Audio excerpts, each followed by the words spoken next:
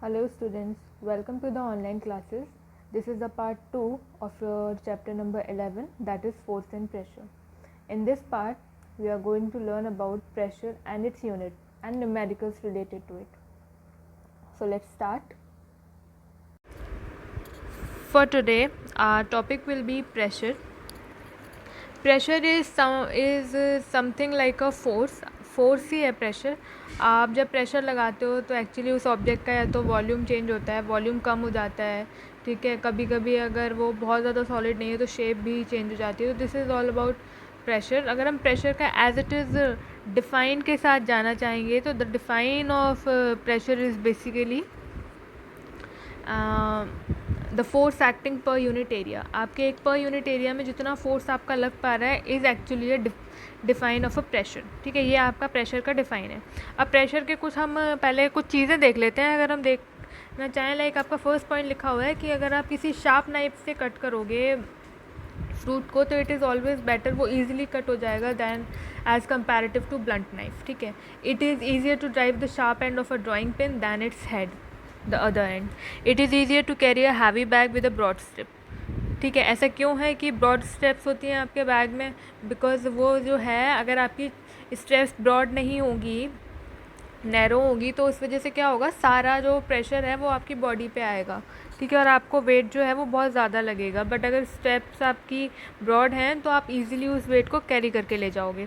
ठीक है, तो जब हम अब आपको एक चीज़ समझनी है कि जब नाइफ़ हमारा शार्प होता है तो क्या होता है, आपका ज़्यादा एरिया आप कवर कर रहे हो या कम एरिया कवर कर रहे हो किसी भी फ्रूट या वेजिटेबल का. तो the thing which you have to remember is, जब नाइफ़ शार्प होगा तो आप कम एरिया कवर कर रहे हो, और जब नाइफ़ ब्लंट होगा तो आप ज़्यादा एरिया कवर कर रहे हो. तो जब आप कम एरिया पे प्रेशर लगाओगे तो वो ज़्यादा इफेक्टिवली वर्क करेगा एज़ कम्पेरेटिव टू आप ज़्यादा एरिया पे प्रेशर लगाओगे. ऑब्वियस सी बात है, अगर आप किसी छोटी सी चीज़ को प्रेशराइज़ कर रहे हो तो वो ईजिली प्रेस हो जाएगा. अरे वही चीज़ मैं कहीं बड़ी कर दूँ और आप प्रेशर लगा रहे हो तो आपका प्रेशर एक पर्टिकुलर एरिया तक ही लग पाएगा, उस पूरी चीज़ पे नहीं लग पाएगा. ठीक है, तो बेसिकली हमें याद रखना है कि जैसे जैसे एरिया हमारा बढ़ता है हमारा प्रेशर जो है वो कम होता जाता है, और जैसे जैसे एरिया हमारा कम होता है हमारा प्रेशर बढ़ता जाता है. तो दिस इज़ द रीज़न कि जो शार्प नाइफ होता है वो कम एरिया को कवर करता है, तो बहुत इजीली कट कर लेता है. प्रेशर ज़्यादा लगेगा, फोर्स ज़्यादा लगेगी शार्प नाइफ से, और जो फ्रूट है वो इजीली कट हो जाएगा. ठीक है, अब ब्रॉड स्टेप्स की बात करें तो जैसे जैसे स्टेप्स ब्रॉड होती जाएंगी, प्रेशर क्या हो, एरिया बढ़ रहा है, स्टेप्स ब्रॉड हो रही है तो प्रेशर अपने आप ही क्या होता जाएगा, कम होता जाएगा. एरिया बढ़ रहा है, प्रेशर कम हो रहा है. That's why we use broad steps in our bags. ठीक है, और हम शार्प नाइफ का यूज़ करते हैं क्योंकि वो ईजिली, उसमें छोटा एरिया होगा जिस पे वो टच करेगा और वो ईजिली कट हो जाएगा फ्रूट. ठीक है, दिस इज़ द ओनली जो बेसिक है, आपको प्रेशर के बारे में पता होना चाहिए. ठीक है, pressure is basically the force acting per unit area, जो कि हमने देख लिया. ठीक है, हमने सारे एग्जाम्पल भी समझ लिए. नाउ अगर हम प्रेशर का फॉर्मूला देखते हैं तो pressure is equals to force upon area. ठीक है, प्रेशर जो है वो फोर्स अपॉन एरिया होता है. यूनिट ऑफ प्रेशर कितना होता है, यूनिट ऑफ प्रेशर जो होता है वो आप बताइए क्या होता है. फोर्स की यूनिट क्या होती है, न्यूटन होती है, एरिया की मीटर स्क्वायर. अगर हम इसको देखें तो हम बोल देंगे न्यूटन पर मीटर स्क्वायर, और एक वर्ड में अगर इसकी यूनिट का नाम दे तो that is a pascal.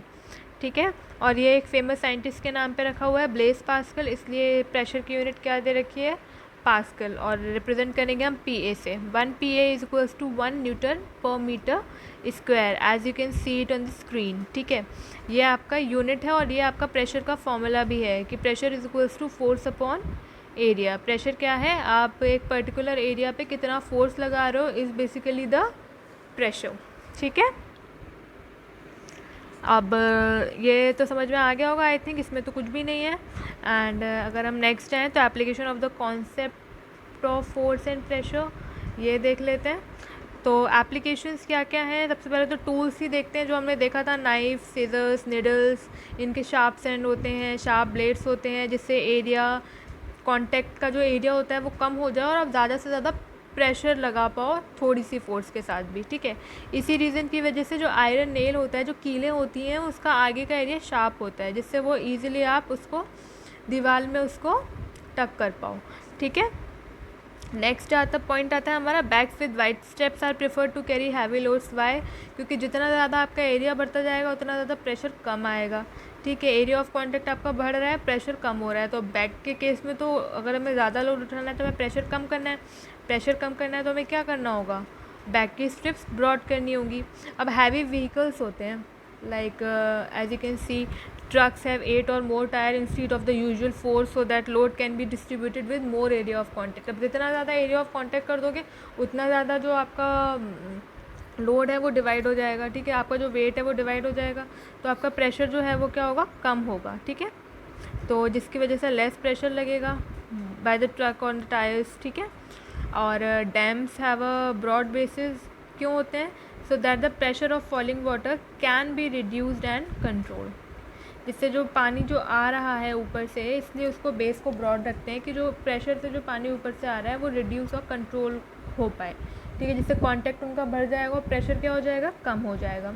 Camels are able to walk, उनके जो फीट होते हैं वो फ्लैट होते हैं, वेब फीट बोलते हैं उनको। ठीक है, फ्लैट फीट होते हैं और ब्रॉड फीट होते हैं, जिसकी वजह से वो सिंक नहीं करते हैं उसमें सैंड में।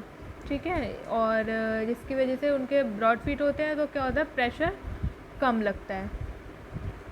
नेक्स्ट देखते हैं, potter puts a round piece of cloth on his head before putting. कोई भी पॉटर हो या कूली हो, कोई भी हो, एक राउंड पीस ऑफ क्लॉथ रखते हैं, फिर उसके बाद जो कोई भी लोड है वो अपने सर पे रखते हैं, हेड पे रखते हैं। This is because area of contact अगर आप इंक्रीज़ कराओगे तो प्रेशर क्या होगा, डिक्रीज़ करेगा।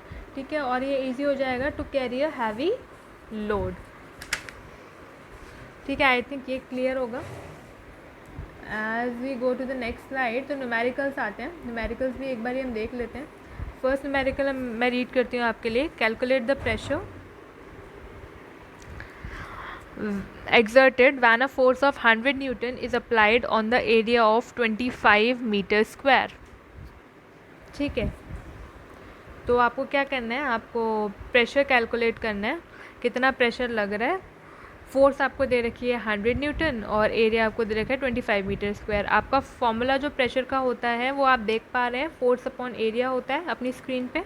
तो आप उसमें सिर्फ आपको कुछ नहीं करना है, सेम फॉर्मूले में आपको वैल्यू पुट करनी है। दैट इज़ फोर्स जो है वो 100 है और आपको एरिया 25 मीटर स्क्वायर दे रखा है। तो अगर आप कट करोगे तो 4 की टेबल में जाएगा, 25 4 100 4। एक गलती है यहाँ पे, न्यूटन मीटर स्क्वायर दिया हुआ, पर मीटर स्क्वायर होगा, बीच में आप एक स्लैश बना लीजिएगा जिससे वो पर मीटर स्क्वायर हो जाएगा। ठीक है, 4 न्यूटन पर मीटर स्क्वायर या फिर इज इक्वल्स टू 4 पास्कल। ठीक है, PA भी लगा सकते हैं आप। एग्जाम्पल 2 रीड करते हैं। A boy exerts a pressure of 48 Pascal on a box by putting a force of 64 Newton.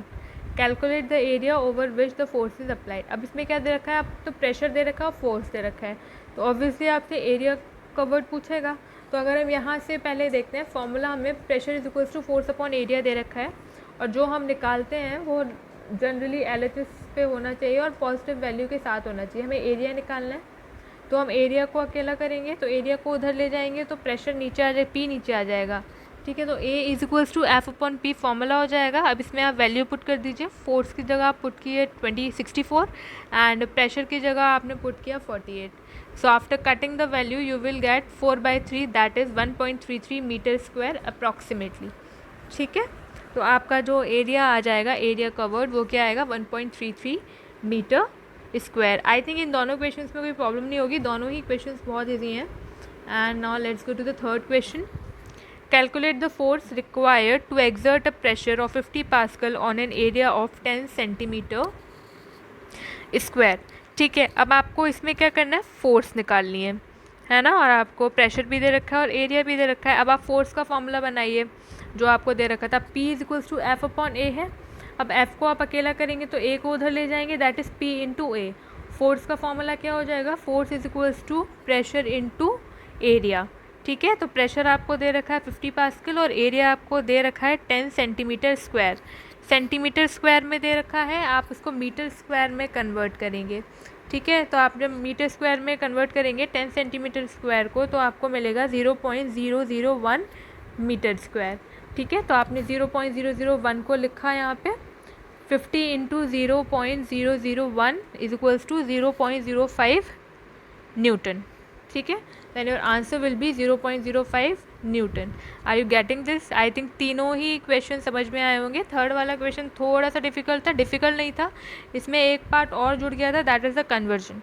ठीक है, आपको पता होना चाहिए कि एरिया आपको हमेशा मीटर स्क्वायर में लेना है। तो अगर आपको सेंटीमीटर स्क्वायर में लिया है तो आप उसे कन्वर्ट करोगे, तो उसको सेंटीमीटर स्क्वायर को ही मीटर स्क्वायर में कन्वर्ट करने के लिए आपने 10,000 से डिवाइड किया था 10 का। ठीक है, तो let's come to the next topic, pressure exerted by liquid and gases.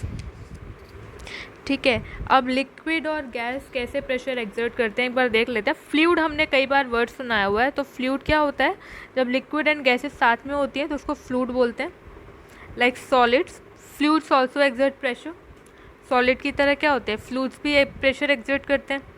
Unlike solid, liquid exert pressure in all direction. लेकिन एक फ़र्क है कि सॉलिड प्रेशर एक डायरेक्शन में करता है, लिक्विड किसी भी डायरेक्शन में प्रेशर लगा सकता है, सारे डायरेक्शन में प्रेशर लगाता है। This can be understood by attempting, let's try this. ठीक है, and as pressure increase with the depth of और हमें चीज़ ये समझनी है कि जैसा जैसे हम प्रेशर अपना इंक्रीज़ करते जाएंगे, जैसे जैसे हम डीप में जाते जाएंगे वाटर के, वैसे वैसे क्या होगा, आपका जो प्रेशर है वो बढ़ता जाएगा। यानी आप जब पानी में नीचे की तरफ जाएंगे तो प्रेशर ज़्यादा होगा, और जब ऊपर की तरफ रहेंगे तो प्रेशर कम होगा। द रीज़न इज़ दैट जब आप नीचे जा रहे हैं तो आपके ऊपर वेट भी ज़्यादा आ रहा है वाटर का। ठीक है, इसलिए आपका प्रेशर बढ़ रहा है। तो जैसे जैसे आप बॉटम में जाएंगे, नीचे की तरफ जाते जाएंगे, ओशन में या किसी भी जगह, तो वहाँ पे आपको प्रेशर ज़्यादा फील होगा एज़ कम्पैरेटिव टू जब आप ऊपर रहेंगे पानी पे। ठीक है, तो आपको याद रखना है that pressure is basically directly proportional होता है कि जितना आप नीचे जाते, जैसे जैसे आप डीप में जाते जाओगे वैसे वैसे ही क्या होगा, प्रेशर इंक्रीज़ करता जाएगा। अब let's learn about atmospheric pressure, कि एटमॉस्फेरिक प्रेशर क्या होता है। You have studied in the previous classes that a blanket of air called atmosphere surrounds the earth. Atmosphere क्या होता है कि एक एयर का ब्लैंकेट होता है जो कि पूरे अर्थ को सराउंड करके रखा हुआ है, तो उसको एटमॉस्फेयर बोलते हैं। ठीक है, और हमने देखा कि सारे फ्लूइड्स, गैसेस और लिक्विड प्रेशर एक्सर्ट करते हैं, तो एटमॉस्फेयर में भी ये सब प्रेजेंट है, तो ये भी प्रेशर कहीं ना कहीं एक्सर्ट करेंगे ही करेंगे। So the pressure exerted by the weight of air on any object is called the atmospheric pressure. ठीक है, तो एटमॉस्फेरिक प्रेशर क्या होता है? वो प्रेशर जो कि एयर का वेट जो एक्सर्ट कर रही है किसी भी ऑब्जेक्ट पे, इस यूनिवर्स में जो ऑब्जेक्ट है उसमें जो प्रेशर फील कर रहा है वो ऑब्जेक्ट वेट ऑफ एयर की वजह से, उसको हम क्या बोलेंगे? Atmospheric pressure. The thickness of the atmosphere is approximately 30 kilometre. Hence it exert, of 30 kilometre की थिकनेस है तो एक बहुत अच्छा खासा प्रेशर एक्सर्ट करता होगा ये लिविंग थिंग्स पे या ऑब्जेक्ट्स पे। हाउएवर हम इस प्रेशर को भी फील नहीं करते, हम यहाँ रहते हैं, बट कभी आपको फील हुआ कि एटमॉस्फेयर का प्रेशर बहुत ज़्यादा हो रहा है, मैं सांस नहीं ले पा रहा हूँ, मैं क्रश्ड हुआ जा रहा हूँ इस प्रेशर के अंदर? ऐसा कुछ भी नहीं होता है। ऐसा क्यों होता है? बिकॉज ये जो प्रेशर होता है is balance by the internal pressure exerted by our body. क्योंकि ये जो एटमॉस्फेयर जो भी प्रेशर लगा रहा है वो हमारी बॉडी बैलेंस कर पा रही है अपने इंटरनल प्रेशर से। ठीक है, हमारी बॉडी भी एक प्रेशर लगा रही है जो कि सेम अमाउंट पे प्रेशर लगा रही है इस वाले प्रेशर से बाहर निकलने के लिए, तो इसलिए हमें वो प्रेशर, एटमॉस्फेरिक प्रेशर बिल्कुल भी फील नहीं होता है। ठीक है, आई थिंक इतना क्लियर होगा आपको। तो नेक्स्ट आते हैं variation of atmospheric pressure with height. अब एटमॉस्फेरिक प्रेशर में क्या क्या वेरिएशंस होते हैं जब हम हाइट में जाते हैं। ठीक है, the thickness of air is not the same at all levels. हमें पता है कि एयर की थिकनेस सेम नहीं है हर जगह। जैसे जैसे हम ऊपर जाते जाएंगे, एल्टीट्यूड या हाइट पे जाते जाएंगे, वैसे वैसे थिकनेस जो है एयर की वो डिक्रीज़ करती जाएगी।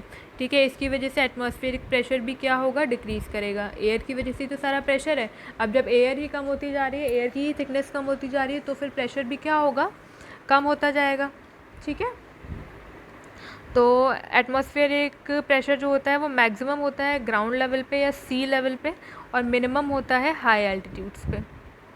ठीक है, the decrease in atmospheric pressure at high altitude has many impact on our life as discuss below. हमारी लाइफ पे भी काफ़ी इफेक्ट पड़ता है। आपने एक आपकी जनरल लाइफ में अगर देखो, अगर आप प्लेन में ट्रैवल किए होंगे तो प्लेन में जब हम बहुत हाई एल्टीट्यूड पे चले जाते हैं तो आपको ये ऐसा पायलट बोलते भी हैं that we are on that much of height, तो उस वक्त क्या होता है, प्रेशर बहुत कम होता है। जब हवा का एटमॉस्फेरिक प्रेशर जब कम हो जाता है तो आपको कानों में कुछ अजीब सा लगता है, साउंड सुनाई देती है, that is because of low pressure. ठीक है। और अगर इसके हिसाब से हम देखें कि हमारी डेली लाइफ पे क्या असर पड़ता है, तो माउंटेनियर्स एंड जो पीपल लिविंग एट वेरी जो हाई एल्टीट्यूड्स पे रह रहे हैं वो बहुत ज़्यादा नोज़ ब्लीडिंग से सफ़र करते हैं। This happens because the atmospheric pressure on the mountain is comparatively lower than our internal body pressure. अब ऐसे क्या होता है कि हमारी बॉडी प्रेशर तो उतना ही जितना हमारा यहाँ पे है, लेकिन वहाँ पे जब हम माउंटेनियर्स जो होते हैं, जब वो बहुत हाई एल्टीट्यूड पे रह रहे होते हैं, तो उनका बॉडी प्रेशर जो होता है वो ज़्यादा होता है as comparative to atmospheric pressure. ठीक है। तो जो ब्लड वेसल होती हैं वो रप्चर, वो ख़राब, वो फट जाती हैं एंड ब्लड जो है वो हमारे नोज़ से बाहर आ जाता है। ठीक है। इस वजह से उनको नोज़ ब्लीडिंग की प्रॉब्लम रहती है जो हाई एल्टीट्यूड्स पे रहते हैं। एंड जो एस्ट्रोनॉट्स होते हैं, बेसिकली एस्ट्रोनॉट्स जो होते हैं स्पेस फ्लाइट्स में, वो एक स्पेशल काइंड ऑफ सूट पहनते हैं स्पेस में, क्योंकि वहाँ पे कोई एटमॉस्फेयर नहीं होता, देयर इज़ नो एटमॉस्फेयर, तो प्रेशर नहीं है, एटमॉस्फेयर नहीं है, एयर नहीं है, तो प्रेशर नहीं है, तो आउटर प्रेशर जो है वो बैलेंस नहीं कर सकता इंटरनल बॉडी प्रेशर को। बैलेंसिंग भी ज़रूरी है, नहीं तो ब्लीडिंग स्टार्ट हो जाएगी। ठीक है। इसलिए वो एक स्पेस सूट पहन के जाते हैं, सो जिससे वो ब्लड वेसल्स जो हैं वो बर्स्ट ना हो, और तो वो स्पेशल सूट जो है जिसमें एयर फिल्ड होती है जो कि आपके इंटरनल बॉडी प्रेशर को काउंटर एक्ट करेगा या फिर बैलेंस करेगा। ठीक है। जिसकी वजह से ब्लड वेसल बर्स्ट नहीं होगी और वेसल्स रप्चर नहीं होगी। ठीक है। और ब्लड आपका बाहर नहीं आएगा। ठीक है। ये समझ में आया why astronaut wears the space suit. ये नेक्स्ट लास्ट पार्ट आता है, people are not advise to carry fountain pen, spray bottle etcetera during flight. ठीक है। वाई इट इज़, क्योंकि जब हम ऊपर की तरफ जाएंगे हाई एल्टीट्यूड पे, जब प्लेन जाएगा, ठीक है, तो फ्लाई करेगा, तो उस वक्त क्या होगा, आपका प्रेशर हो सकता है कम हो, अगर एटमॉस्फेरिक प्रेशर लो हो जाएगा उस जगह का और आपका अंदर का प्रेशर तो उतना ही रहेगा इन आइटम्स का, तो क्या होगा, इनका फ्लूइड जो है वो निकल के बाहर आ सकता है। इस वजह से मना करते हैं, फाउंटेन पेन, स्प्रे बोटल्स ये सब नहीं ले जाना चाहिए। ठीक है। क्योंकि बैलेंस आउट नहीं हो पाएगा प्रेशर और फिर वो चीज़ें लीक आउट होने लगेंगी। ठीक है। So this is the last part of our topic. इसके साथ हमारा पार्ट 2 भी ख़त्म होता है और आपका पूरा चैप्टर भी फिनिश हो जाता है, force and pressure. And I think आपको ये चैप्टर समझ में आया होगा, कोई प्रॉब्लम नहीं हुई होगी इसमें। एंड इफ़ एनी हाउ आप इसको 2-3 बार और पढ़िएगा और अच्छे से देखिएगा तो आपको ये चैप्टर समझ में आएगा कि वो क्या कहना चाह रहा है आपको। सो practice it more and more. Thank you so much.